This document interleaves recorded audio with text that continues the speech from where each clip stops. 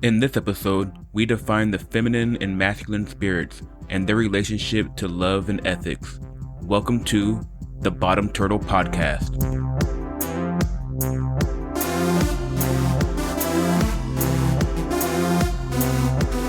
Hello, everybody. Welcome to the Bottom Turtle Podcast. I'm your host, Dr. Shannon Ray, and I hope everyone had a good 2024 and a Happy New Year. My Christmas and New Year were good. It was real low-key, just chill and relaxed, hanging with the family. So I got no complaints there. I'm pretty happy how that went. It's interesting getting back to the grind now that there won't have to go back to work and all that. But for the most part, everything's pretty good. I've been trying to record this episode on femininity and masculinity. I recorded an episode with Ryan, and I wasn't terribly happy with how it came out, so I'm going to try to do a solo version to get out the stuff that I want to talk about. Essentially, with Ryan, I think the conversation went too abstract too quickly, and then we stayed in this super abstract zone for like 30 minutes, veering off into some religious discussion before coming back on topic. And I think the conversation is useful, but it wasn't the conversation I wanted to record. So I'll probably release that episode as a part 2 over the concept of femininity and masculinity. But yeah, I've been having a really hard time trying to figure out how to cover this topic. And it's largely because the concepts themselves are pretty vague, although they're not completely vague. But they also have real impact on how people perceive men and women, and they can also reinforce stereotypes that can negatively impact men and women, but at the same time some of those stereotypes hold truth in them, so it's almost like you're running into some chopper blades or something like that.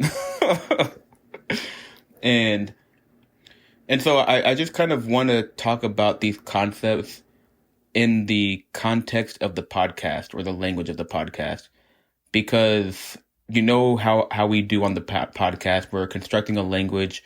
We are trying to construct a coherent structure so that you can always find your way from one concept to the next and everything is logically consistent and all that. And masculinity and femininity are two concepts that you can't leave out of that process. And so throughout the season with Ryan, we've used the terms a couple times without defining them. The first reference was in the first episode I recorded, so episode 1, season 6, episode 1, or season 6. What season is this? Whatever. The episode the first episode of the season I did with Ryan, and and I mentioned that in physics and in the academy, or at least in physics and mathematics, I feel as though the space is too masculine in how we think. And I said that because I said that in reference to my frustration in writing papers, because we're forced to write like robots. Like, it feels like we're forced to write in this very third person, impersonal way. And you can't really speak on how you were feeling when you came up with an idea. Like, for me, that would be very useful in motivating why you're doing what you're doing. I had this thought, and it made me think of this, and I was feeling this, and that kind of language is just something you're not allowed to use in academic language, which takes out it makes it very impersonal. And I think of that part of language as being more feminine, because it's not exact. It's not structured. It's you're talking about something personal. And that's the point in physics and mathematics, is that everything you do needs to be objective. It needs to be independent of your feelings. So any notion of putting in your feelings and things like that it's almost like a contamination of the scholarship. And I hate it. And so I am a person that prefers to think more conceptually than thinking in terms of rigorous mathematics. Like, I typically think about concepts first And then once I have a good concept, I then start constructing mathematics to verify the ideas. And this is strongly how I theorize. This is strong in my theorizing process, is that you sit around, you listen to your feelings, you think about the topic that you're researching, you more listen to what's compelling to you, and then you follow that and you start trying to connect dots as you're speculating. And that's usually the fun part. That's usually the part where you're like, oh, it could be this or it could be that. And all of the process is a very exciting, very comforting, enjoyable process. It's more about following your feelings than it is thinking rigorously. And so that's part one of the theorizing process for me anyway. And then once you've done all of that, speculating, you then have to construct mathematics to verify your speculations. And that's taking those feelings and emotions, that thought process, and then you're forcing it into a structure. And that structure is the structure of mathematics. And so in my understanding of the feminine and the masculine, I typically associate the feminine with the subjective feelings, emotions, a lack of exactness, freedom, increased entropy, a lack of constraints. And I think of the objective or I think of the masculine more in terms of the objective constraints, information, and of course, information is exclusionary. So you think of borders, you think of rules. These are the things that I associate with masculinity. And I would like for you to, if you're listening to this, to stop and think to yourself, does that make intuitive sense? Does it make more sense that you'd associate the subjective and feelings and the unconstrained and freedom with the feminine, and the order, structure, objectivity with the masculine? Does that feel right to you? Like, ask your subjective essence. Before you try to take the ideas and force them into some structure to be analyzed through reason and logic, ask yourself, does this make sense emotionally? Because there is actual information that suggests that this isn't just a feeling that I have. There's actually academic scholarship and research out there that confirms that for women and men on average, these are the differences in them. Like, it's well known in the psychological literature that on average, women and girls are more interested in people, and boys and men are more interested in objects or things. And so that directly creates this kind of separation, because the thing about people and social interaction that I've been saying for the last couple seasons is that they're far less certain as to what's going on and why. It's a lot messier. It's not obvious, like why you're thinking what you're thinking, why you're saying what you're saying. Ooh, I said that out of anger, but in the moment you don't realize it, and then someone else receives what you said, and it's hard for them to understand what you said and why, and then they respond without quite knowing why they're responding the way they're responding. So social interactions are very uncertain and messy, whereas objects are more certain. It's easier to know the nature of objects. There's far less freedom to have your interpretation of the nature of an object than it is to understand the nature of a person or a group or a society or a culture. You take a wine glass, you throw it on the ground, it's going to shatter. And the other thing about the objective is that, as I've been saying before, this is like meta level 0. It's the basis on which we build our consensus of reality. The reason why we treat the physical as the end-all be-all reality, or the reason why we all agree that we have a shared reality, is because there's this physical matter and energy stuff, and it seems to follow a consistent set of rules that we can predict. That's what the laws of physics do. If that weren't true, we could not build the phone and the internet and airplanes and computers and all this stuff. It's the fact that these things follow a consistent set of rules that we can verify, and that other people can verify independent of our feelings, that we then say, this is part of reality. That's the nature of the objective. There's far less room to disagree. No, you don't get to disagree that you're listening to me talk on the podcast right now. You don't get to disagree that computers work. And because of that, when you know the nature of physical structure, then everything becomes mechanistic. When this, then that. When this, then that. It becomes algorithmic.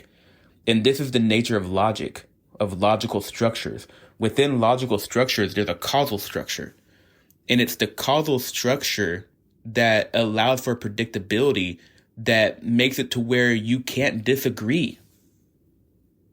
That's the nature of the objective. And that's what men and boys are more interested in on average.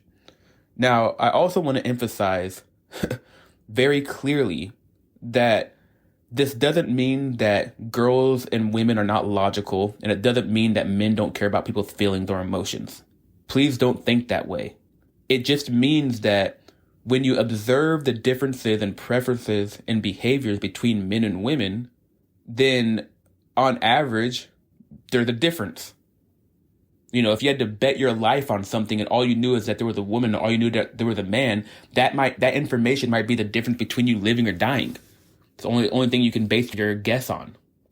And so I always think of it in terms of a Venn diagram, where you can have two circles. If they're overlapping completely, then they're the same.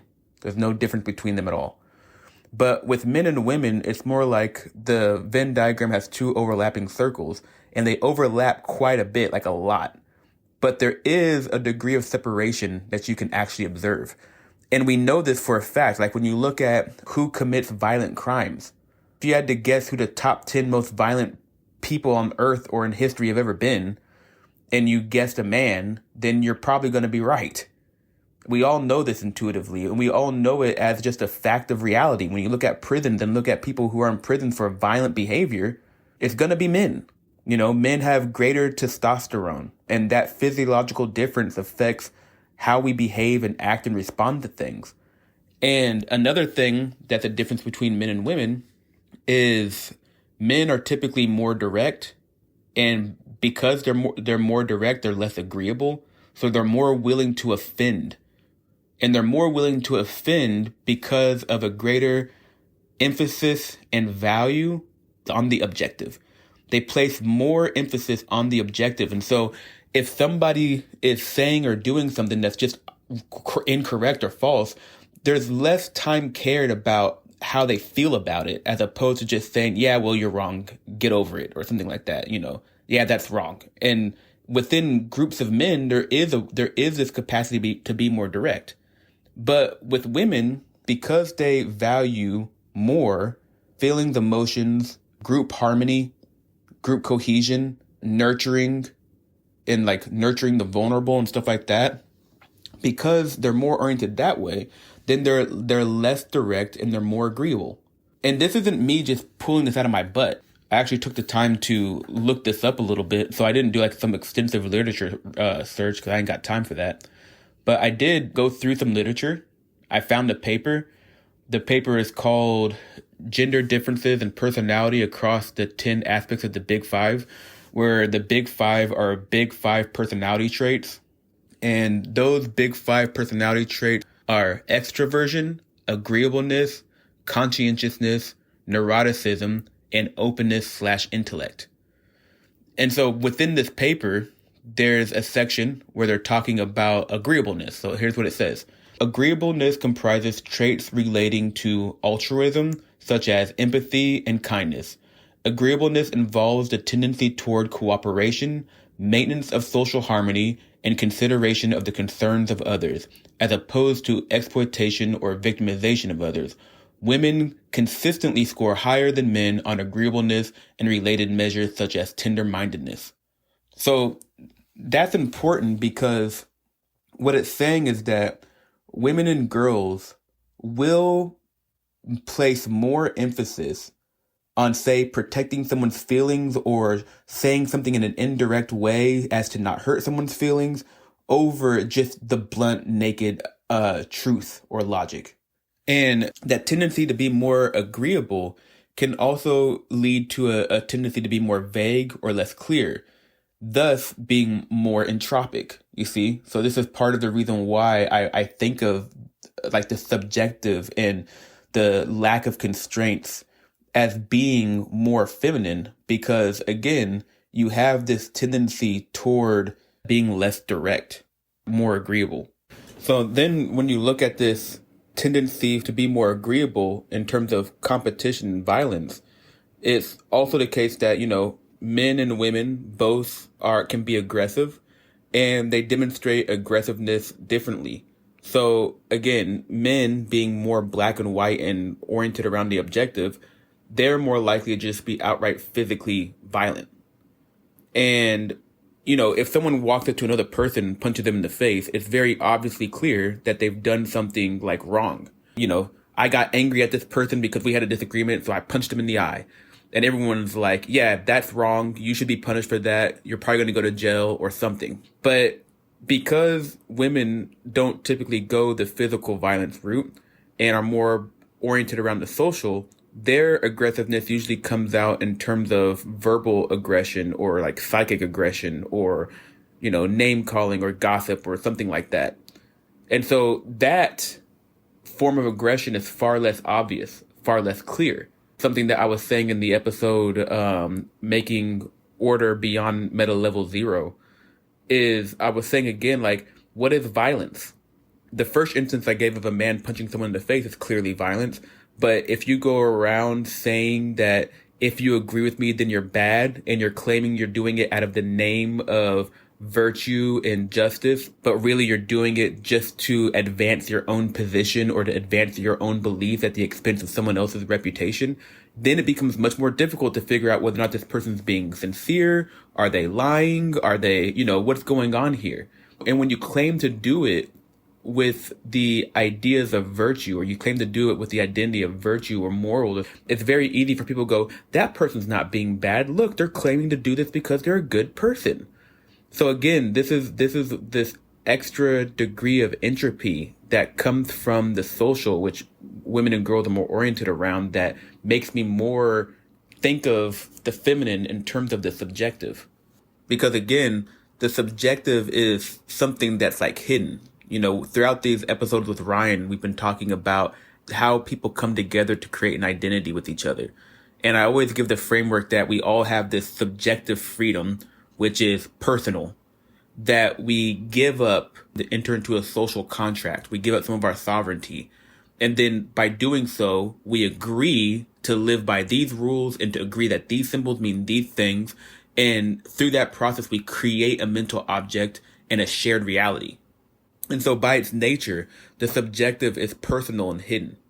And so another trait that I found that distinguishes men and women is neuroticism. So this is also in that paper that I just mentioned, and I'll just read directly from it again. It says, neuroticism describes the tendency to experience negative emotion and related processes in response to perceived threat and punishment. These include anxiety, depression, anger, self-consciousness, and emotional lability. Women have been found to score higher than men on neuroticism measures at the Big Five trait level, as well as on most facets of neuroticism included in a common measure of the Big Five. Additionally, women also score higher than men on related measures not designed specifically to measure the Big Five, such as indices of anxiety and low self-esteem. The one facet of neuroticism in which women do not always exhibit higher scores than men is anger or angry hostility. So again, let's think about that. When you think about anxiety and low self-esteem and things like that, what do you think of? You think of a lack of certainty. You're not comfortable. You don't feel safe. You don't feel like you're in a state where things are predictable. Okay, no, everything's okay. I can relax. I know I'm safe. I'm inside of these borders. I'm inside this wall. Nothing's going to come get me. I can just relax. When you are more anxious, then there's always this idea like, did I get that done? Am I right? Are these people thinking that of me? You're always worried all the time. So again, what have I been saying throughout the podcast? Like, what is entropy? Entropy is ignorance. And when you are ignorant of something, not in a derogatory term, just meaning like a lack of knowledge, a lack of certainty, or just uncertainty, then that increases your anxiety. So again, this is the reason why I would associate, the feminine with entropy and uncertainty in these things. And you can also think of this as being more like you are outside the boundaries of civilization.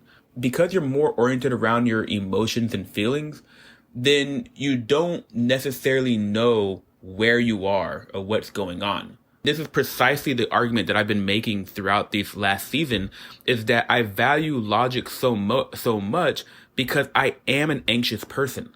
I know that in this regard, I have very feminine traits. And when I think about my anxiety and these things and the overthinking and all that stuff, I do think of it as, oh, that's the feminine part of me. Because again, these concepts of masculine and feminine don't belong to either sex. We come to abstract them from each sex. So we abstract the feminine from women and we abstract the masculine from men. But these terms don't belong to men and women. They're not exclusive to them. It's like the sex independent spirit of man and woman. And so we know that these traits exist within all of us.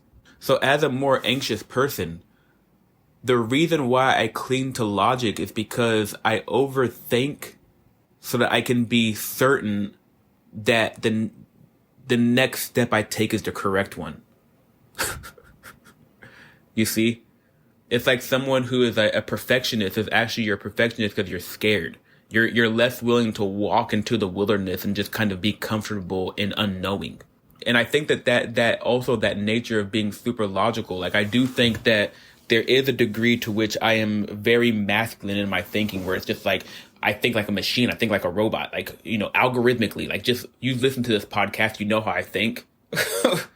Like, I think you could probably get that by now. And so I think very rigorously when it comes to logic and reason. And so when someone comes to me and tells me, incorporate this concept, and I'm like, okay, well, what's the concept? What does it do? What's the spirit of it? And I analyze it and I'm like, this thing is purely subjective. Like it has no logical structure. It has no objective structure. It has no information. It has no capacity to sort, to exclude. I don't know how the thing works. Like I really literally don't understand what you're asking me to incorporate. Like it doesn't seem to have a consistent causal logical structure that I can cling to understand. What are you asking of me? And then when I'm told, hey, if you don't accept this, then you're a bad person. I'm like, well, wait a minute. Like what is going on here?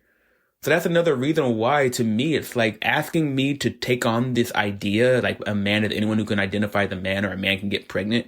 It's such a imposition. It's such an inconsiderate imposition to tell someone they must take this idea on.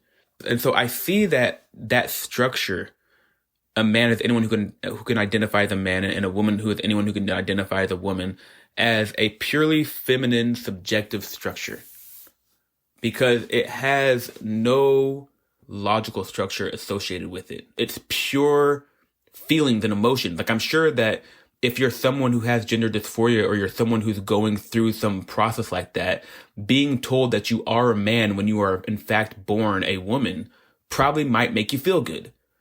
But that's also true for someone if you tell them that they're funny when they're not. That might also make them feel good.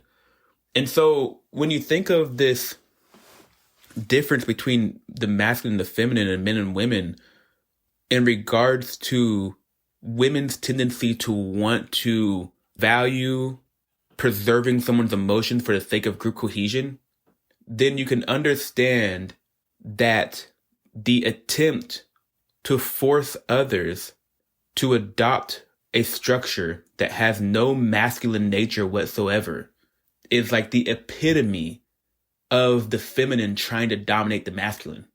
Because it's saying you must do this to nurture this person over here. Like it's telling you must value nurturing this person more than logic. And any attempt to use logic to disagree is seen as tyrannical. So you're not allowed to put up any borders or any constraints whatsoever. But what that does is that now you can't see. You've removed the structure. Now you're guided by a structure that has no sight. But before I move on, I also want to reference something else to kind of bolster my positions about the difference between men and women and the proclivity for men to value more uncomfortable truth, the willingness to offend, the willingness to be more direct, versus women's more willingness to care more about feelings and agreeableness and inclusivity.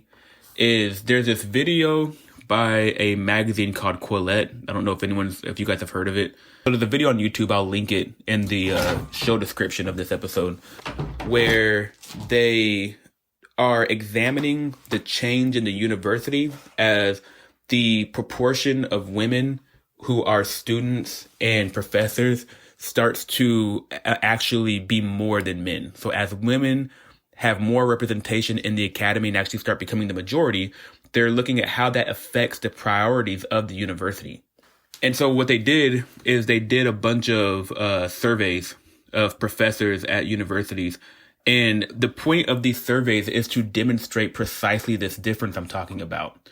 So in a 2018 Knight Foundation survey, they asked some questions. Like, one of the questions was, what is more important, free speech or promoting an inclusive society?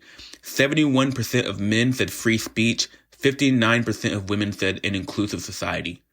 So that means that women are more willing to control speech for the sake of including more people or harming less, because if you have more free speech, then there's more capacity to offend and to harm someone's feelings. And so they're like, no, let's get rid of the free speech because that could harm, so that we can have a more inclusive society. Another question is it ever acceptable to shut down speakers or stop them from delivering remarks? 58% of men said no. 58% of women said sometimes or it's always acceptable. So you got to, again, put that into perspective. It's like, the majority of men say, no, you can't, you shouldn't be shutting down speakers. And the majority of women says, yeah, it's okay to not allow someone to speak.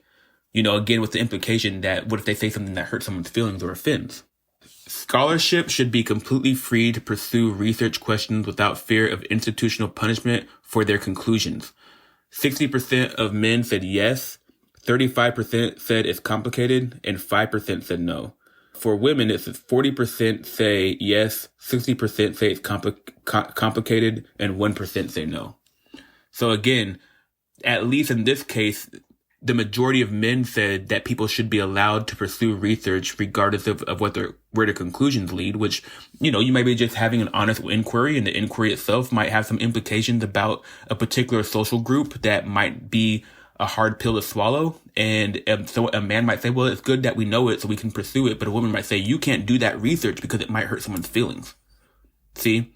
But again, with these surveys, it's not like it's like 100% of women think this and 100% of men think that. It's like, no, because even then you had 35% of men saying that it's complicated, or just saying no, they can't, or 5% saying no, they can't pursue their research at all. So you still have quite a few men that are taking on the more feminine position, but it's this average distance that actually allows us to see the distinguishing difference between them, which we can then abstract to the feminine and the masculine.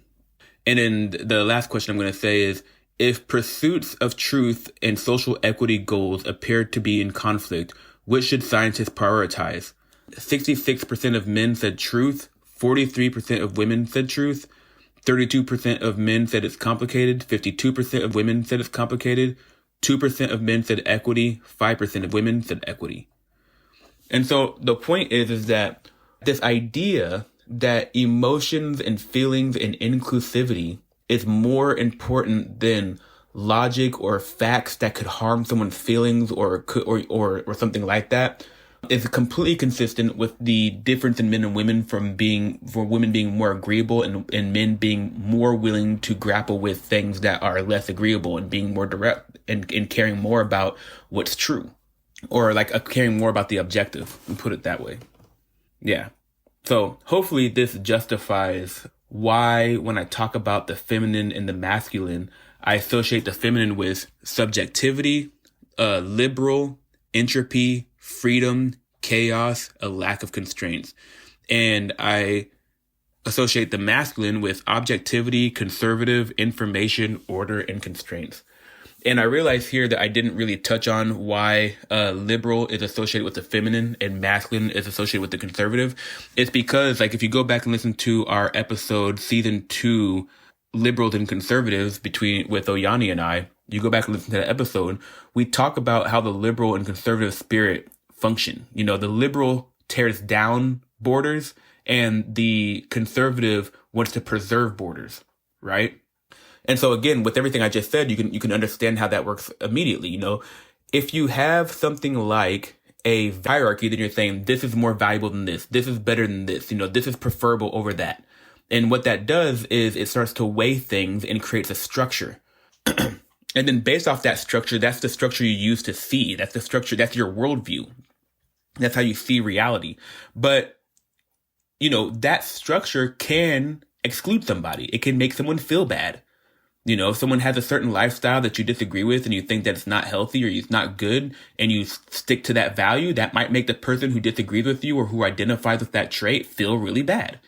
And so you can see again with the tendency for nurturing and the tendency to want to protect feelings by women more, you can see why there would be a desire to want to tear down the border of that hierarchy to include more people. And so ultimately what I'm saying is that when I think about this whole DEI stuff and wokeness and everything, is that at its core, it seems to be what I think is toxic femininity. And I think it's toxic femininity precisely because it's trying to dominate the masculine. It's basically saying that you put up a border and you're not allowed to put up borders. You're not allowed to say, I'm putting up a border between you and me. And to do so, they consider it as like some sort of tyrannical, like, injustice.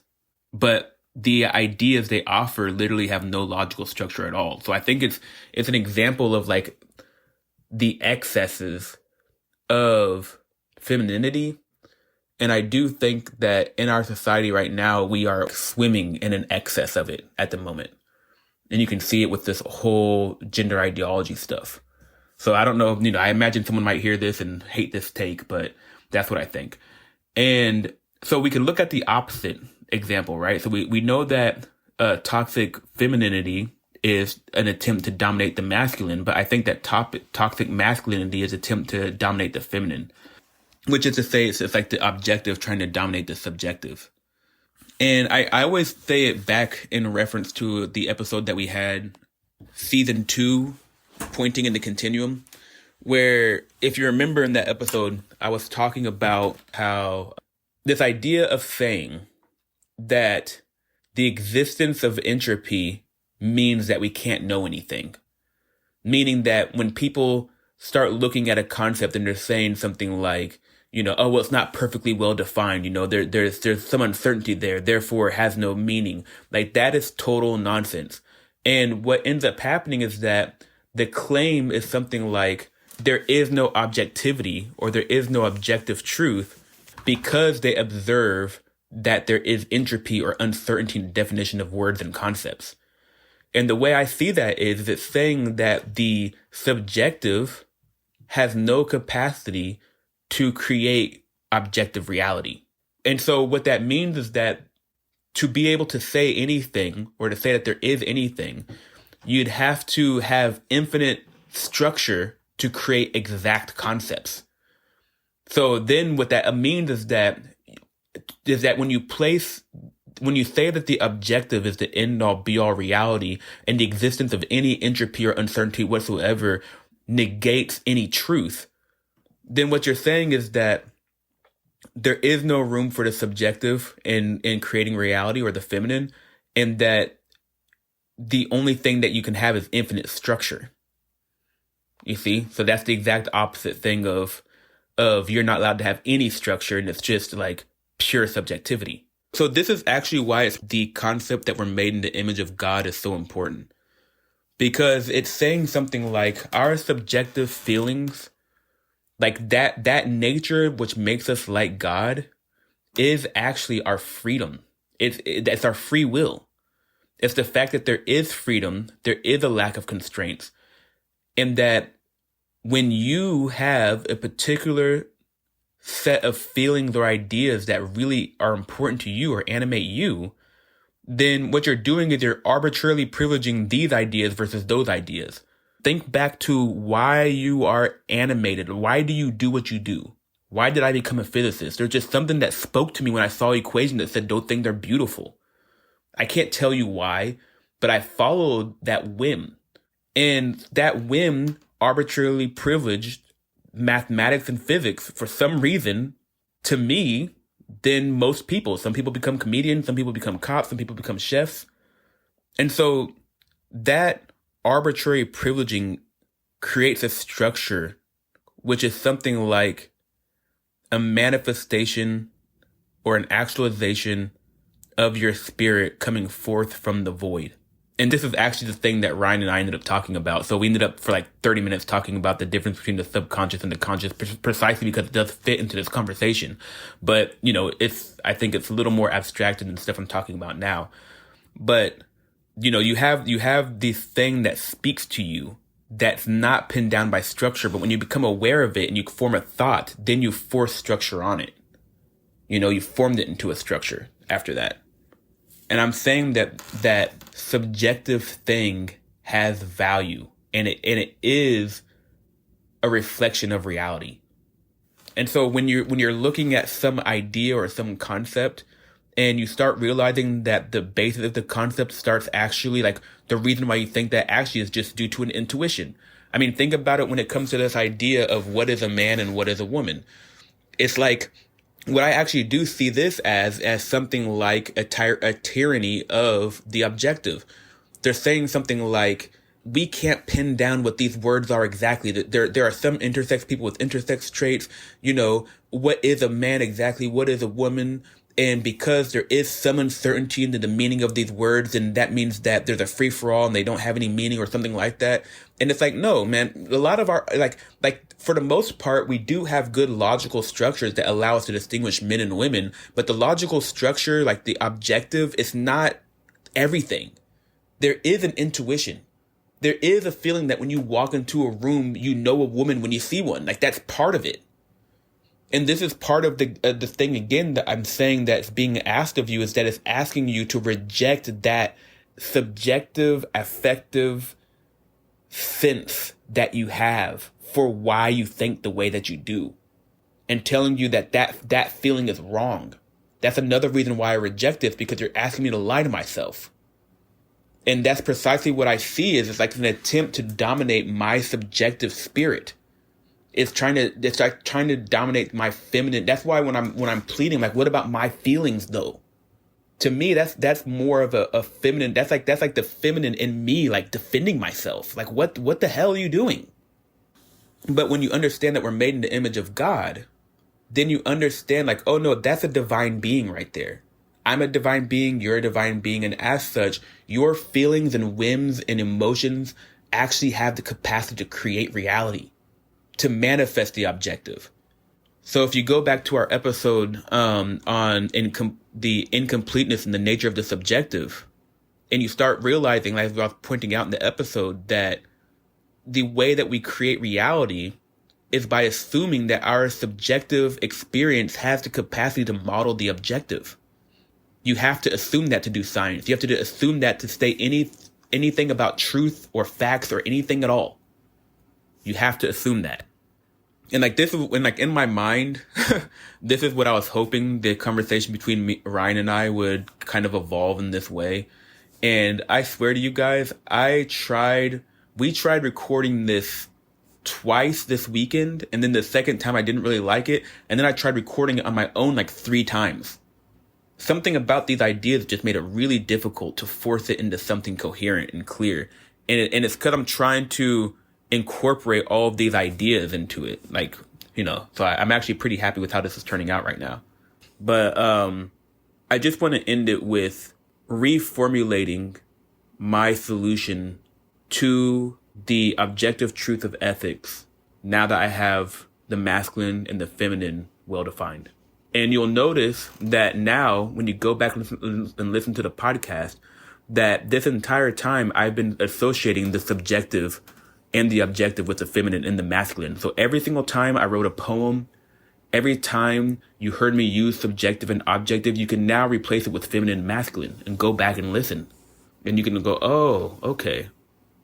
And you can also see that in our structure, in our construction of identity, we have the nature of the feminine and the masculine in the structure, like the nature of the subjective and the objective built in. And so when we defined the solution to ethics before, the solution to the paradox of trying to maximize group identity and individual freedom, where individual freedom is associated with the subjective and group identity is associated with like the structure. Those are the constraints. So it's trying to maximize the constraints and maximize the freedom simultaneously, which is to say it's to maximize the feminine and maximize masculine simultaneously. And in previous episodes, like I remember years ago now, it's hard to believe I've been doing this for 4 years, but years ago, I was trying to understand the concept of love. And I did several episodes with Oyani where we did love is worship. You know, I came to the conclusion that love was worship. And the reason why is because love is worship is associated with the submission to something else greater than you and a valuing of a set of constraints that control your behavior to stay in relationship. Because remember, once you enter into a social contract, you enter into a relationship with all others who enter into that contract. And so to maintain the contract is to maintain a relationship. And so you are sacrificing your freedom for another person. You're sacrificing your freedom for someone or something else. And then you want to make that thing, and then by worship, you want to make that structure stable. So that's how I understood love. And I see that as the masculine. That's love as formulated by the masculine. Follow my rules. You know, preserve the constraints, conserve the constraints. But I was listening to Ajahn Brahm, and he was going over what love is from the Buddhist perspective. And in the Buddhist perspective, love is freedom. See? So now you see, it's like, okay, now if I use love is freedom and love is worship at the same time, then you know that love is freedom is something like, in the way Ajahn Brahm said it, it's like things are not contractual. You don't enter into a relationship with others or yourself or anything expecting something out of it. When someone is being tough or rough or whatever, then you give them the freedom to behave that way. Like I think Ajahn Brahm, the way he put it is, he's talking about like unconditional love. And this may sound extreme, but this is how he put it. So I'm just going to repeat what he said. It's like the type of love he's talking about is something like being married to a woman for 20 years. And then she says to you like, all right, well, I'm leaving you for someone else, and to be happy. And then your response is like, I'm happy for you and I want you to be happy. You know, that's what you think you need, then I'm happy for you. And then when she leaves, you're like genuinely happy. Like that's the level of freedom of love that's being said here. And I think that that's also consistent with the freedom or like the level of resilience to the suffering of life. Like that's the radical level of acceptance of suffering that both Christianity and Buddhism asks of us. I think this is also the way in which you love God. Something that Reasonable Fidea said to me was, there's nothing that God can ask of you that's not allowed. But that freedom also comes from just, a lack of clinging. Let things be how they are and be happy and love it. And so when you look at the zenith or the completion of Buddhism, the end goal is nirvana. And the way it was explained again, I think by Ajahn Brahm, was it's like, think of each thing you're clinging to as something that's encumbering you. Like all your thoughts, all your identities. And then when you're taking off the clothes, it's like you're getting lighter. And then it's like you get into a hot air balloon and you start taking off more things. Like I guess it's something like you leave your body or whatever. I think you said something like you're in a hot air balloon and you're taking things off. And as you take things off, the hot air balloon gets lighter and lighter and lighter until you abandon the hot air balloon or something like that. It's like that's where you're headed. But what that means is that you've deconstructed all borders. You're not clinging to anything. You're not stuck in a specific world. You've let go of everything. which means that you've done exactly what the propensity of the feminine is trying to do, which is to be more inclusive, right? Equanimity. Everything is equal. The state of Buddhahood is found directly in the kleshas and the defilements, because if the nature of the kleshas were something different than from the state of Buddhahood, then that state would not be equanimity with everything. So so the nature of the kleshas has to also be the nature of Buddhahood and like the nature of reality. And so you don't reject them, you incorporate them by not judging them and just allowing them to be. And so to me, the solution then is treating love as both worship and freedom, as both worship and freedom, and trying to maximize them simultaneously seems to me like the expansion of the border to everything, to remove all borders, and yet you still have an identity. And I think that the only identity that can exist in that state is the identity of God. One way that Ryan put it is think of God as one whole, and you have something like the pure symmetry, which I'm talking about, which is like the nirvana state, the state without boundaries. It's pure symmetry. There's no reference or anything, there's no separation between anything. But the state of nirvana doesn't have the capacity to actually say anything. But then God is the unified but perfectly differentiated. So there's like infinite information to perfectly differentiate every aspect of the whole. It's not separate, but it's perfectly differentiated. And as us, as, shards or images of God, like small, lowercase g gods, these tinier things, we have the capacity to reflect God locally. That's what I've been saying, like a local neighborhood. But for us to actually like come together as a whole, to actually like construct the nature of God, we have to act ethically to each other. But ultimately, what I'm talking about is harmony between the feminine and the masculine. They're trying to be servants to each other and submissive to each other. And also, I think, dominate each other. I think they're trying to do all those things at once, to be both submissive and dominant. That's essentially what I was saying in that poem that I released last time. But anyway, that's pretty much what I wanted to get out. I think this turned out okay. Hopefully this resonates with people. Hopefully everyone had a good 2024 and they're looking forward to their 2025. They've made some good New Year's resolutions they can stick to. And, hopefully I can make some big things happen this year. Stay turtling, my friends. Peace.